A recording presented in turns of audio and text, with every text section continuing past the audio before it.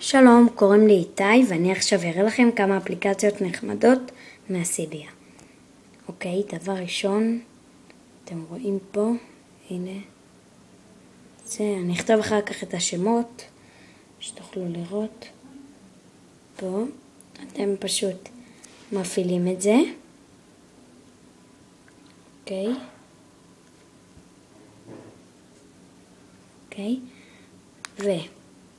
ונועלים, והוא יכול להסתובב, הנה אתם רואים, בדיוק כמו אייפד, אפשר לפתוח ישר, הנה. אוקיי, טוויק שני זה מאסק, הנה אתם רואים מסכה, הנה פה, אתם רוצים, מחליפים, זה משנה לאפליקציות את הצורה, זה ממש מגניב.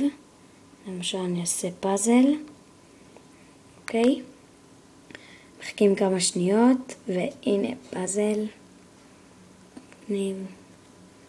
אוקיי, טוויק שלישי זה בעצם הברל, אני יודע שרובם מכירים, הנה. זה בעצם נותן להעברה של האפליקציות לא להיות משעממת, למשל, הנה, נעשה את זה.